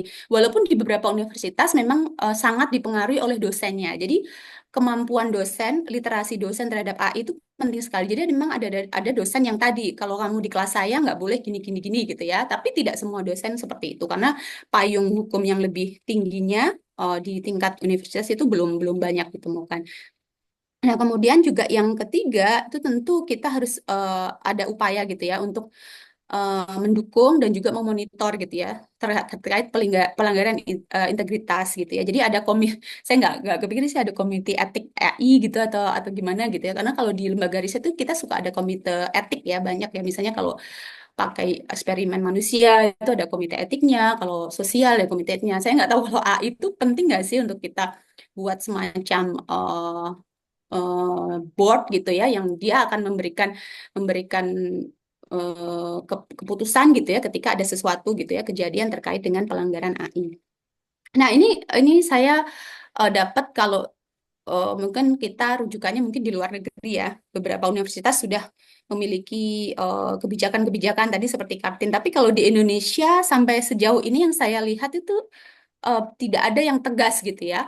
Jadi dosen-dosen. Cuman kemarin saya dengar di UI, di Universitas Indonesia itu ada dosen saya Pak Faris gitu ya, orang artificial intelligence juga sedang menulis buku tentang itu, panduan AI untuk pendidikan gitu ya. Itu sedang ditulis sama beliau gitu ya. Tapi itu kan lebih ke bukan regulasi universitasnya, tapi dia sebagai akademisi menulis seperti itu. Nah, kemudian ini mungkin yang bagian akhir yang menarik yang saya lihat adalah bahwa terkait dengan riset sendiri, riset-riset tentang AI di Indonesia itu lebih ke saat ini ya, itu lebih banyak ke konsep. Maksud saya misalnya kalau yang sebelah kiri itu yang di bahasa Indonesia ya, jadi lebih lebih banyak misalnya apa sih manfaat AI, apa sih tantangan AI, gimana sih ke depannya gitu ya, lebih pengungkapan konsep atau teori. Tapi yang original research yang menggunakan data primer, misalnya kita survei gitu ya ke mahasiswa atau survei ke sekolah, survei ke universitas, survei ke peneliti gitu kayak saya belum belum menemukan gitu bagaimana sebenarnya AI ini digunakan gitu ya. Dan termasuk juga kalau di jurnal internasional juga seperti itu gitu ya, lebih banyak konsep bagaimana AI dibuat, dipakai gitu ya. Tapi bagaimana sebenarnya kondisinya gitu ya, belum ada gambaran riset yang bisa menggambarkan AI di Indonesia khususnya untuk riset itu seperti apa. Nah, itu mungkin dari saya. Jadi mungkin kalau Bapak Ibu, teman-teman ingin berdiskusi lebih lanjut bisa kontak saya gitu ya. Jadi riset saya lebih banyak ke tadi ya, pengembangan bahasa gitu ya, bahasa menggunakan artificial intelligence. Baik, terima kasih saya kembalikan ke Mbak Isyana. Terima kasih Bu Yaniasi. Wah, menarik sekali nih muncul curhatan-curhatan peneliti. Ya. Sebenarnya sama aja ya. Di Australia juga mirip-mirip juga lah ya. Apa tantangannya, cuman terbantu dengan sarana tadi yang tadi ketiga narasumber kita ngomongin soal infrastruktur. Mungkin di sini memang lebih advance sedikit, jadi itu tantangannya agak sedikit lebih mudah lah gitu untuk dihadapi ya. Kedua, sudah ada panduan tadi ya, mungkin jadi secara etik, secara regulasi sudah didukung oleh guidelines-guidelines. Jadi peneliti juga merasa lebih tenang. Oh, ini yang dibilang nggak boleh, ini boleh. Jadi memang tantangannya masih di Indonesia masih lebih besar ya. Nah, ini dia tujuan diskusi ini. Mudah-mudahan kita bisa mengambil insight dari narasumber kita, apa yang bisa kita kontribusikan gitu ya. Ketika mungkin nanti ada yang mendengar webinar ini di YouTube atau di media lainnya, eh, ya ini masukan suara dari peneliti, pendidik dan pengajar di Indonesia ya. Untuk teman-teman yang sudah punya pertanyaan, silakan. Saya akan melihat kalau bisa ada raise hand-nya atau mau mengetik di kolom chat. Kita akan membuka sesi tanya jawab dengan narasumber. Atau mau berbagi pengalaman juga silakan. Saya buka sesi diskusi kita sebelum menutup webinar AIMSA ini ya. Silakan ada yang mau menanggapi, bertanya, atau menyampaikan pengalaman-pengalamannya terkait penggunaan AI dalam riset atau selama mengajar di kelas. Nah, kalau misalnya di Indonesia sendiri nih Bu Yaniasi, BRIN kan sebagai apa ya? Kita kan biasanya berkaca pada BRIN nih sebagai badan riset gitu dan inovasi. Kerangka ini sudah mulai didiskusikan nggak sih di internal BRIN sendiri untuk kemudian mungkin dikembangkan sebagai framework yang berlaku di Indonesia? Kalau yang saya tahu itu masih diskusi-diskusi yang sifatnya apa ya, lebih ke kita ya di bawah gitu ya, maksudnya para peneliti gitu ya. Tapi kalau dari pimpinan saya sih belum belum mendapatkan info ya, apakah sudah mulai ada pembicaraan untuk membangun framework gitu ya, atau sampai ke tingkatnya itu panduan atau bahkan peraturan seperti apa gitu ya tentang penggunaan AI di bidang riset. Tapi kalau di kita sih misalnya sisi kelompok riset gitu ya, misalnya ya kita kelompok riset itu sering diskusi itu, jadi kita harus bagaimana bagaimana gitu dan kita buat kesepakatan-kesepakatan. Tapi kalau level BRIN Belum antara saya memang kudet gitu ya, tahu. tapi saya belum pernah dengar gitu ya, saya Ya, belum pernah dengar kalau dari level pimpinan untuk menginisiasi hal itu gitu. ada yang di sini ada eh, Mbak Rizky dulu ya. Ya, silakan Mbak Rizky. Gimana nih, Jen? Tanya ke siapa? Selamat siang Bu Yani. Kalau di setahu saya kalau salah satu jurnal publisher di yang internasional itu Elsevier itu sudah boleh pakai AI, tapi ada declare-nya. Jadi ketika kita mau submit artikel itu ada kolom yang harus dicentak kalau kita pakai AI dan sejauh mana kita memakai AI untuk membantu tulisan kita. Nah, kalau yang Briani amati selama ini, kalau jurnal-jurnal di Indonesia itu bagaimana cara mendeklar atau mengaku kalau si penulis itu pakai AI dalam membantu penulisan. Terima kasih. Ya, mungkin Langsung dijawab Mbak. silakan. Oh Pengamatan ya, Bu Yani gimana? ya. Kalau jurnal di Indonesia ya, Sinta ya, terindeks Sinta itu. Eh, betul, kalau di luar negeri memang kalau kita submit jurnal itu sudah banyak sekali publisher yang meminta kita untuk statement gitu ya, declare gitu ya, kita pakai apa dan sampai sejauh mana. Tapi kalau di Indonesia, saya belum belum pernah tahu itu. Jadi saya tergabung di komunitas gitu ya, karena saya juga ngajar dulu ya, saya ngajar OJS, saya juga punya jurnal gitu ya, redaksi jurnal. Jadi belum ada sih, belum ada ketentuan di beberapa jurnal itu belum disebutkan gitu ya. Misalnya di panduan mereka gitu ya, apakah boleh atau tidak menggunakan AI itu belum ada deklarasi untuk itu. Kalau di jurnal nasional ya, Ya, seperti itu. mungkin ini bisa jadi bahan berkolaborasi juga ya antara mungkin teman-teman di pendidikan di sini atau teman-teman yang jadi peserta webinar pada hari ini. Ini ide yang baik juga ya untuk kolaborasi riset bagaimana membangun framework AI untuk di Indonesia gitu ya. Apa yang boleh, apa yang tidak boleh, dan mungkin nanti ada FGD mungkin yang bisa melibatkan peneliti, pengajar begitu ya sebagai bahan untuk dipertimbangkan dalam mengembangkan eh, apa guidelines ya penggunaan AI. Ini ada Kartini di kolom chat. Izin bertanya, fokus ke bahasa parafrase, mungkin ada masukan agar bahasa lebih familiar bisa dimasukkan ke kurikulum bahasa standar dalam pendidikan sehingga terbiasa dalam penggunaan penelitian dan pendidikan. Nah, ini mungkin terkait tadi ya, paraphrasing ya. Kita eh, mengakui bahwa ada keterbatasan bahasa ya. Ini mungkin tadi kalau saya tangkap yang Bu Yani bilang tadi karena bahasa Indonesia harus publish ke bahasa Inggris, jadi agak kesusahan paraphrasingnya gitu ya. Gitu ya, Bu ya. Nah, Ibu Kartini mungkin lebih ke gimana caranya supaya paraphrasing masuk ke dalam kurikulum gitu ya, sebagai standar dalam pelajaran bahasa. Dulu waktu SD diajarin gitu. Waktu SMP. Gimana tanggapannya Bu Yani? Iya betul. Nah, saya nggak tahu. Misalnya teman-teman yang sekarang di luar negeri itu pakai nggak sih paraphraser gitu? Apakah benar-benar sudah, maksudnya walaupun ketika teman-teman ke luar negeri pasti bahasa Inggrisnya bagus-bagus, tuh. Apakah ketika menulis jurnal artikel 5 itu benar-benar nggak pakai bantuan gitu ya? Misalnya Grammarly lah, at least gitu ya. Maksudnya saya kayak gitu ya, karena kalau kami di Indonesia, ya kita dari awal udah bilang bahwa kemampuan bahasa di kami, khususnya mungkin yang tidak pernah sekolah ke luar negeri itu kan pasti terbatas gitu ya. Nah, eh, antara kita minta teman kita yang bisa, yang bagus gitu ya, misalnya untuk proofread gitu ya, untuk proses proofread gitu ya, atau kita pakai memang tools gitu. Nah, karena memang kalau sering minta tolong teman kan nggak mungkin juga ya, sering minta tolong dibacain gitu kan. Ya, Jadi ya kita sering AI pakai membantu gitu ya. tools gitu.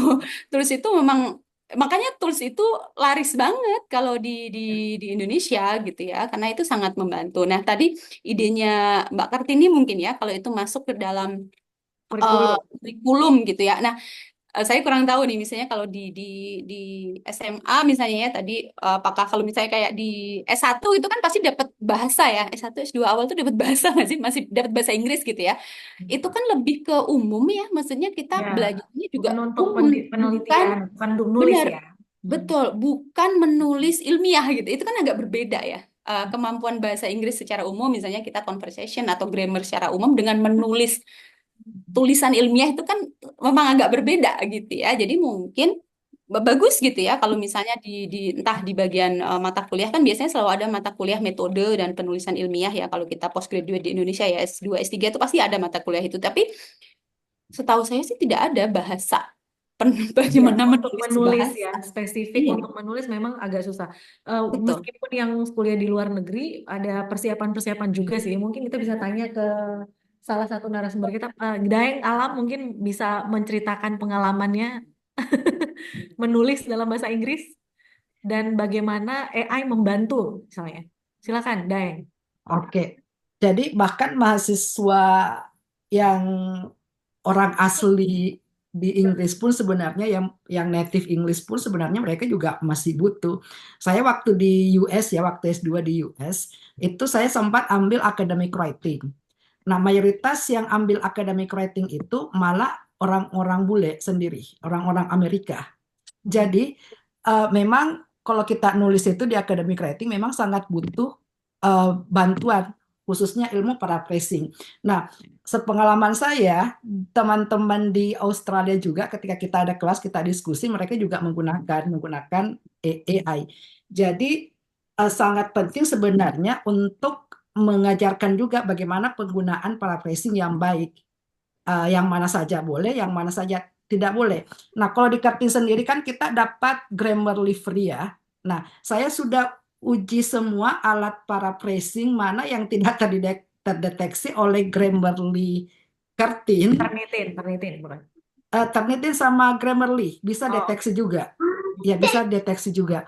Nah, dari semua ini yang menurut saya yang mungkin karena AI-nya kurang ya, jadi tidak terdeteksi sama Turnitin Bersihkan, sama bersihkan Nathan. Grammarly-nya Kartin Oh, kayak gitu, bersihkan.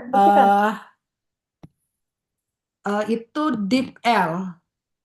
Nah, itu sangat membantu. Jadi kurang terdeteksi di Turnitin Kartin dan tidak terdeteksi di Grammarly-nya Kartin juga. Nah, kalau di Grammarly-nya Kartin kan itu akan kelihatan. Misalnya tulisan ini AI 70%. Sekian persen, 50% dan sebagainya. Plagiarismenya juga sudah ada. Jadi mungkin DeepL bisa menjadi solusi atau bisa menjadi apa ya? Karena memang AI-nya tidak terlalu masuk di situ. Dia awalnya dibentuk dari tradisional AI. Ya, mungkin bisa dicek. Nah, selanjutnya bagi Bapak Ibu yang ingin melihat dan mencoba AI bisa ke website ini. Saya cari dulu ya. AI all categories. Mana ya? Ini. Udah kelihatan ya? Udah bisa masuk di Futurepedia. Semuanya ada tersedia. Misalnya untuk riset apa, translator, presentation. Di sini kita bisa uji coba semua, kemudian coba masukkan Turnitin atau di Grammarly yang punya, sehingga kita bisa lihat yang mana paling bagus untuk digunakan. Karena tidak semua bisa ini digunakan. Nah, kadang-kadang ada AI juga yang masih dalam tahap pengembangan, masih sedikit sekali yang bisa dia berikan feedback buat kita juga ya. Oke. Cukup mungkin ya, Baik. Mbak Isana. Terima kasih, Daeng. Ada pertanyaan dari Bu Evalina. Silakan, Bu Eva. Baik, terima kasih Bu Ici. Selamat siang, Bapak Ibu sekalian. Perkenalkan saya Evalina dari Universitas Syakwala di ujung Sumatera di Aceh, temannya Bu Ici nih. Hai Bu Ici, apa Makanya tahu kabar? nama saya Isana di sini, Bu. Bu Istana. Ya, menarik sekali ya materi pagi menjelang siang ini. Saya hanya ingin bertanya ya kepada semuanya yang ada di sini mengenai bagaimana cara kita mendisklaimer penggunaan AI ini. Tadi di awal Daeng Samsu Alam tadi ada mengkategorikan AI ini tradisional dan generatif gitu ya. Nah, jika kita menggunakan hanya pada level AI yang tradisional, misalnya menggunakan Mendeley, Quillbot, itu apakah kita perlu mendisklaim gitu ya, mendisklaimer jika kita ingin publikasi di jurnal, apakah ada perbedaan gitu ya? Kan kita tidak mengeneratif ide atau dan lain-lainnya dari AI, tapi kita hanya menggunakan sebagai tools untuk translator atau untuk paraphrase. Apakah perlu di disclaimer juga? Itu aja sih pertanyaan saya. Terima Ya, kasih. terima kasih Bu Eva. Berarti sejauh mana sih sebenarnya hal-hal yang harus diklaim sama yang mana yang ya itu biasa gitu ya. Bagaimana nih pengalaman, siapa yang punya pengalaman kan? Disclaimer yang bisa menjawab mungkin Daeng Alam pernah. Oke. Jadi kalau AI tradisional itu tidak butuh disclaimer sebenarnya ya, tidak butuh, yang penting yang perlu itu generatif AI, karena yang diminta untuk misalnya publikasi yang diminta adalah screenshot pertanyaan kita yang dimasukkan di ChatGPT misalnya. Jadi pertanyaannya apa, kemudian jawabannya seperti apa, dan bagaimana cara kita menggunakannya. Sementara kalau misalnya kita pakai Setero, Mendeley dan sebagainya yang AI tradisional AI itu kan tidak generate. Jadi Iya, itu ya. tidak perlu disclaimer. Ya. Ya, mungkin ke Bu Yani deh untuk mengelaborasi pertanyaan dari Bu Eva. Tadi soalnya saya lihat kan ada siklus penelitian ya dari brainstorm ide, ide, kemudian literatur review sampai publikasi. Kira-kira pada tahapan-tahapan mana sih Bu yang sebaiknya diklaim begitu bahwa kita eh, menggunakan AI gitu? Gimana Bu Yani? Iya, baik. Yang pertama mungkin pertimbangan kita ya, di mana kita submit ya. Maksudnya di penerbit mana kita submit. Misalnya kayak Elsevier itu kan dia cukup ketat gitu ya. Ketika dia minta disclaimer itu mintanya rinci, rinci, benar-benar rinci. Bahkan sampai yang AI yang digunakan untuk memperbaikan bahasa pun dia minta gitu ya. Jadi misalnya kita pakai Quillbot itu dia minta gitu. Jadi sangat tergantung kepada publishernya. Ada juga publisher yang tidak terlalu concern ke situ gitu ya. Jadi dia tidak meminta kita untuk ada yang publisher cuma gini, kalau pakai AI biasa gitu ya itu nggak perlu, tapi kalau pakai generative AI harus di disclaimer gitu ya. Apa namanya dan digunakan untuk apa misalnya gitu. Tapi ada yang tadi yang saya bilang, saya kapan itu submit ke jurnal yang di Elsevier itu diminta bahkan sampai yang bahasa gitu. Maksudnya semua detail dia mintanya apa aja tools yang dipakai termasuk perbaikan bahasa tuh dia pakai apa kita harus atur statement gitu ya di situ. Jadi pertama konsiderasinya itu pertama di publishernya meminta atau tidak. Kemudian yang kedua adalah memang dari kita sendiri gitu ya, maksudnya dari kita sendiri apakah kita memang perlu gitu ya menyampaikan itu gitu ya terkait tadi ya keterbukaan kita gitu ya integritas kita apakah kita perlu sampaikan. Jadi kalau saya ya kalau publishernya tidak meminta dan kalau kadang dia tidak meminta tuh dia tidak akan tulis di ini ya karena ada jurnal yang dia nanti akan itu benar-benar akan tertulis di versi Betul. publishnya gitu di PDF Ada publishnya notes-nya bahwa ya. artikel ini ya dibantu oleh ini tapi ada jurnal yang kita boleh statement itu tapi hanya untuk pengetahuan si editornya aja gitu ya tidak akan ditulis nanti di publikasinya gitu ya. Nah kalau yang model seperti itu dan dia tidak mewajibkan itu biasanya saya pada di cover lettersnya itu kadang saya suka tulis gitu bahwa saya dibantu oleh ini gitu. Itu lebih ke nurani sih sebenarnya kalau pihak si publishernya memang tidak meminta gitu. Nah, apa yang perlu kita disclaim gitu ya? Kalau saya ya tadi kalau itu memang sudah generatif AI biasanya eh, saya berusaha untuk Sebaiknya diklaim semudah ya. mungkin gitu ya bahwa saya pakai ini gitu ya. Tapi kalau tadi misalnya kayak parafrase kayak gitu biasanya saya nggak sampaikan gitu ya apa yang saya gunakan misalnya kalau proses analisis data gitu ya itu memakai tools apa kan memang harus kita sampaikan di metode kita ya misalnya itu pakai metode apa misalnya kayak gitu. Tapi kalau di proses review sama di proses bahasa misalnya ya di bagian penulisan akhir itu biasanya tidak saya sampaikan begitu. Ya, cuman ya kadang-kadang kan kita ke ChatGPT ini kayak temen ngobrol juga ya. Kan kadang-kadang ada yang kita ambil, ada yang enggak gitu ya. Temen diskusi lah yang bisa membantu. Jadi ini memang ada sedikit sharing dari Bu Widayanti saat menulis artikel dengan bantuan paraphrase di salah satu jurnal Eropa, dia terdeteksi oleh reviewer bahwa menggunakan ini ya, karena ada AI detektornya. Jadi kembali lagi paraphrase ke translator. Jadi harus dicek dulu ya. Untungnya kalau di Australia itu cukup bagus infrastrukturnya untuk mendeteksi AI. Jadi ada AI detector memang.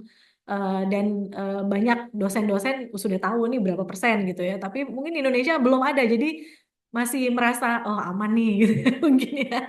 Jadi memang sebaiknya mudah-mudahan Indonesia bisa mengembangkan framework penggunaan AI untuk riset dan pendidikan. Ada pertanyaan dari Muhammad Daniel, silakan. Mungkin ini pertanyaan terakhir kita untuk sesi diskusi. Silakan Pak Muhammad Daniel. Baik, terima kasih. Suara saya jelas, Bu, di sana. Jelas, silakan. Baik, Assalamualaikum warahmatullahi wabarakatuh dan selamat ya siang ya, pagi menjelang siang lah untuk waktu Indonesia Barat. Baik, yang pertama terima kasih Bapak Ibu, teman-teman di IPSA Curtin. Ini luar biasa ya. Jadi kecenderungannya kita FGD nih sebenarnya Bu di sana. Ini menarik. Ini jadi ya, jadi ini kayak FGD. Menarik nih, ada Bu Yani juga. Nah, ini mungkin saya akan coba sharing juga karena tadi kalau Deng Samsu ya, kebetulan saya panggil Bang saja karena saya dari Makassar juga langsung. Sama saya dari Makassarnya, sekarang ngajar di Universitas Sulawesi Barat dan sekarang working on my project juga untuk doktoral, cuman saya di Indonesia. Nah, saya baru 2 hari ini melakukan studi sebenarnya riset pendahuluan untuk karena concern saya kalau tadi Bang Samsu menyebut bahwa beliau AI enthusiasm, kalau saya lebih cenderung AI anticipating sebenarnya. Jadi mengantisipasi bahwa ya mau tidak mau we can't resist the charm of AI. Jadi mau tidak mau AI ini akan ada. Kalau saya sih kadang bahasakan kalau lagi diskusi ini AI kayak COVID. Jadi di awal-awal bikin kaget, nanti bakal terbiasa kok. Kira-kira itu. Jadi, nah itu coba saya gali di studi pendahuluan yang saya lakukan karena saya fokus ke pre-service ELT teachers, jadi ke mahasiswa-mahasiswa di fakultas-fakultas pendidikan. Nah, ada yang menarik nih temuannya. Ternyata bahwa mahasiswa kita yang jadi responden saya, itu ternyata sebagian besar Bu, itu hampir 80-90% ya, dia menggunakan AI, memang mereka akui menggunakan AI dalam perkuliahan, ya kan? Nah, ketika saya sambung dengan pertanyaan apakah dalam mata kuliah kependidikannya dosennya telah mengakomodir itu, nah ini yang tidak, jawabannya ternyata tidak. Sangat cenderungannya bukan modern lagi, sangat jarang. Jadi ternyata kesimpulan sementara karena survei saya masih sementara berjalan ke kampus-kampus saat ini, jadi tadi saya cek hasilnya sementara itu, respondennya sudah ada 100-an lebih. Nah, saya kira-kira itu. Kemudian saya tanya lagi di pertanyaan selanjutnya itu, apakah mereka akan menggunakan itu? Apakah mereka, apakah mereka yakin nanti di pengajarannya mereka, di kelas-kelas bahasa yang mereka lakukan, itu akan digunakan, dan mereka yakin. Nah, ini yang menarik. Ternyata ada gap di sana. Bahwa students, mahasiswa kita, pre-service ELT teacher, pre-service language teacher ini, ternyata mereka telah menggunakan itu. Mereka dengan ini sudah mengatakan bahwa kami menggunakan AI dan sudah terbiasa dengan AI dan seterusnya. Dan mereka yakin, alasannya karena nanti, ya pada saat mereka ngajar, mereka juga akan menggunakan itu. Oke. Tapi ada gap ketika dalam proses perkuliahan itu, ternyata itu tidak diakomodir. Nah, ini yang menjadi sesuatu yang menarik Mbak Isana, Bapak narasumber ya, bahwa seperti yang saya sebutkan tadi, bahwa saya selalu menganggap bahwa AI ini kayak COVID. Jadi awal-awal kita panik semua nih. Waduh, ada AI dan seterusnya. Dia jadi bahan gosip, jadi bahan gibahan ibu-ibu di rewangan ya. Misalnya bagi cerita-cerita nih, wah ada AI dan seterusnya. Bu Yani tadi sebutkan bahwa ini hanya jadi diskusi antar kita nih, sejawat kita misalnya. Nah, ini akhirnya terjawab sekitar 2 bulan lalu nih. Director of Teaching dari Uni Melbourne ya datang ke Indonesia. Kita ada kesempatan diskusi sama beliau, dan diskusinya adalah soal itu. Bagaimana AI, bagaimana kehadiran AI. Sama pertanyaannya, bagaimana di Indonesia. Dan kita sampaikan, we don't have any conduct at all. Jadi kita belum punya conduct-nya, kita belum punya code of conduct untuk itu. Nah, akhirnya kita sharing nih sama namanya Prof. Chris. Prof. Chris menyampaikan bahwa di Melbourne itu sudah ada dan seterusnya dan seterusnya. Nah, itu akhirnya dari situ sebenarnya saya terinspirasi. Saya akan fokuskan akhirnya riset saya ke sana karena saya konsentrasi saya memang adalah instructional technology. Akhirnya saya advancing dia ke arah AI. Itu menarik, temuan-temuan itu yang menarik. Nah, ini mungkin yang akan ini. Tadi ada narasumber kita Bli Putra itu menarik tadi karena dia mungkin lebih pengalaman ya karena praktisi ya. Itu kira-kira mungkin ini Bang Putra, nanti mudah-mudahan saya bisa komunikasi lebih intens lagi ya dengan Bli Putra soal ini karena saya butuh beberapa masukan juga nih sebenarnya soal ini Mirip-mirip ya untuk risetnya riset ya. saya ke depan. Risetnya kira-kira mirip, Pak. Arahnya ke sana ke AI. Tapi saya mungkin fokus ke itu tadi, specialty teachers. Karena itu kekhawatiran saya adalah itu tadi, bahwa nanti mau tidak mau we can't resist. Bahasanya Prof. Chris dari Union itu ya, we can't resist dari yes, of course. Kita tidak bisa menghindari itu, mau tidak mau. Nah, cuman kan sekarang adalah ini kita masih kayak backstreet. Kalau istilah orang pacaran dulu kan, Mbak, itu masih backstreet lah. Orang nggak mau buka-bukaan bahwa saya menggunakan AI. Nah, kalau saya menyebut dia buka saja. Ya tadi ya kan buka saja artinya jujur-jujuran saya, Mbak Yani itu menyebut ya jujur-jujuran saja.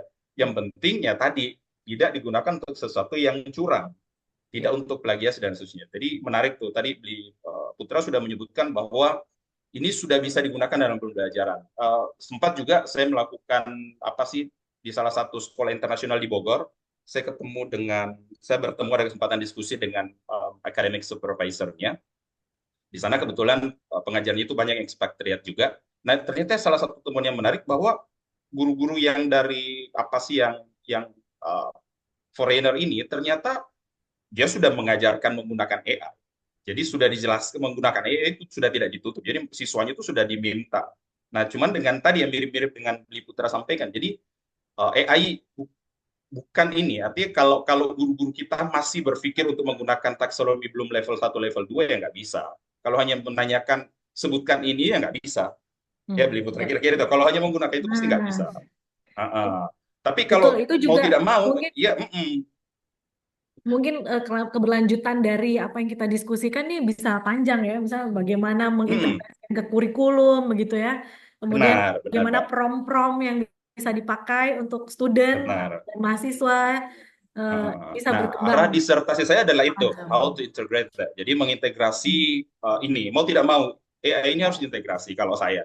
Meskipun di promotor saya jujur-jujuran saja itu masih agak bertanya, are you sure? Saya bilang ya nggak mau karena setelah diskusi dengan Prof. Chris itu saya bilang ya tidak ada cara lain. Betul. Sama yang saya sebutkan sama dengan COVID itu kan sekarang kan COVID ya kecenderungannya tadi saya baca berita istrinya Kang Ridwan Kamil positif ya sudah dianggap biasa. Sama nantinya AI ini akan dianggap biasa. Ya mau tidak mau kalau kita nggak menyiapkan itu sayangnya guru-guru kita tidak dipersiapkan untuk itu, belum persiapan. Sehingga saya masih dapatkan sekolah, Mbak. Ini sekolah sekarang masih ada yang masih tidak mengizinkan malah.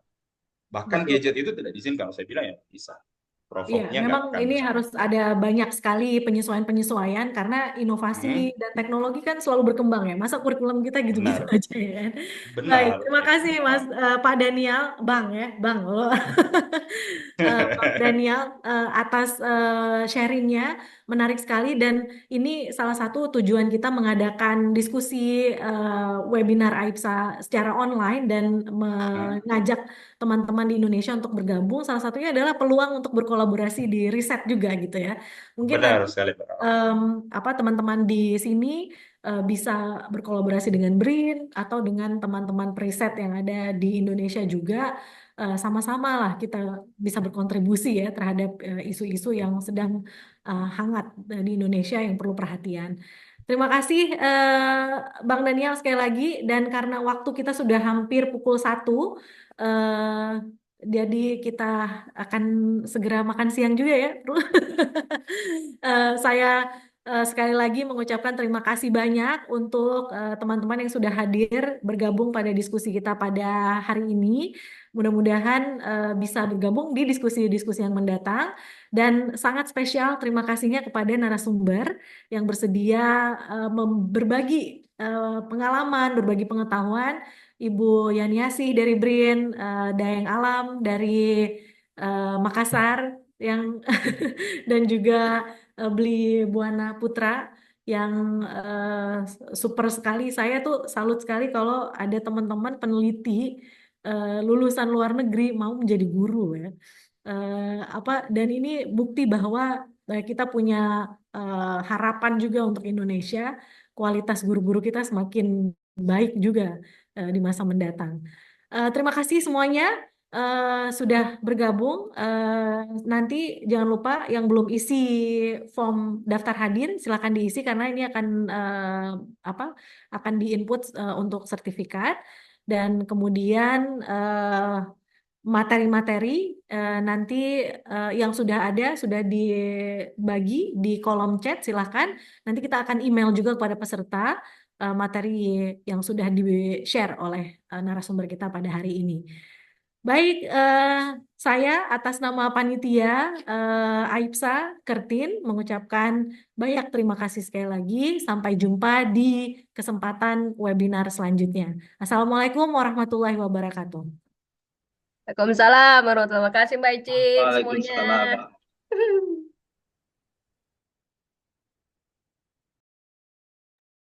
Makasih Bu Yani.